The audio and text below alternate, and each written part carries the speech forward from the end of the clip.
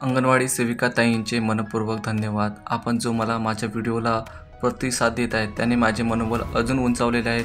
तुमच्यासाठी असेच नवनवीन व्हिडिओ मी तयार करणार आहेत। चला आपण आता पुढील घटकासाठी आपला व्हिडिओ पुढे सरकूया। युनिलर्न ॲप ओपन करावे।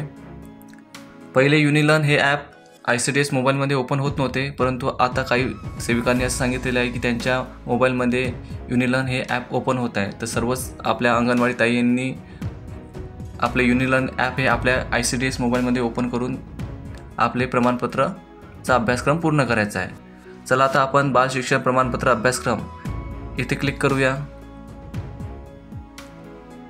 त्यानंतर बघा इथं काही घटक संच दिलेले आहेत। घटक संच 1 नंतर 2 3 असे एकूण आपल्याला 12 कंप्लीट करायचे आहेत। सध्या आपण घटक संच 1 मधील जे बाल शिक्षणाचे स्वरूप आहे यामधील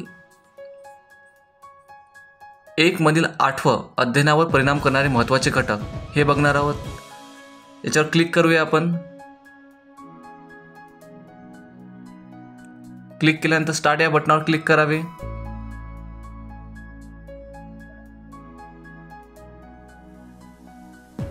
आता आपल्यासमोर एक व्हिडिओ आलेला, तो व्हिडिओ बघायचा आपल्याला।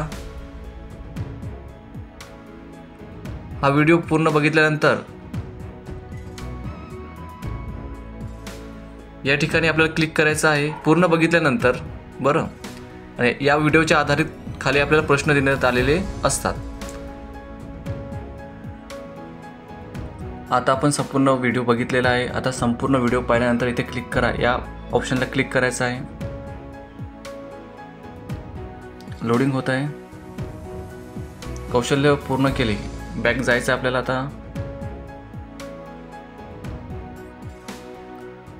आता नेक्स्ट ॲक्टिव्हिटी इथे क्लिक करायचं आहे।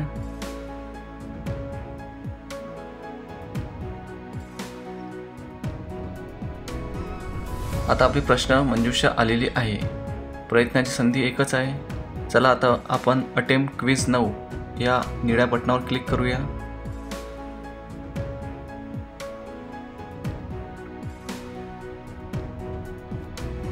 बघा आता आपल्याला प्रश्न देण्यात आलेले आहे। प्रश्न क्रमांक 1 प्रश्न क्रमांक 2 दोनच प्रश्न देण्यात आलेले आहे आपल्याला की दिव्यांग पालकांच्या शिक्षणाचं नियोजन कोणी करावं अशी अपेक्षा आहे। ऑप्शन आहेत अंगणवाडी सेविका, 2 नंबरचा ऑप्शन आहे अंगणवाडी सेविका आणि डॉक्टर, 3 नंबरचा ऑप्शन आहे पालक आणि डॉक्टर आणि 4 नंबरचा ऑप्शन आहे पालक, सेविका आणि डॉक्टर। असे 4 ऑप्शन देण्यात आलेले आहे।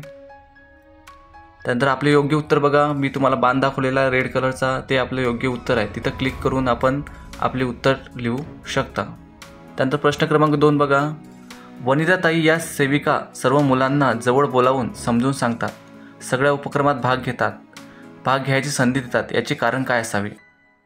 प्रश्न 4 आहे। प्रश्नाचे ऑप्शन बघा, मुलांना भावनिकदृष्ट्या सुरक्षित वाटते, मुलांना शारीरिक दृष्टीने आणि भावनिक दृष्टीने सुरक्षित वाटते, त्यांच्या वरिष्ठ कार्यालयांनी तसे नियोजनच केले आहे, अधिकारी असे केल्याने शेरे पुस्तकात चांगला शेरा देतात।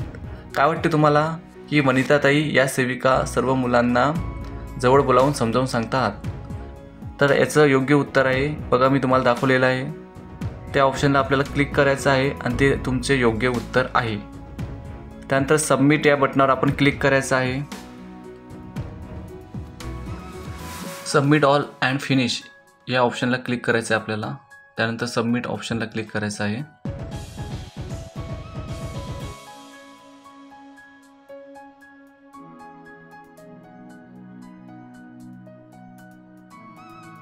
बघा आपलं कंप्लीट झालेलं आहे।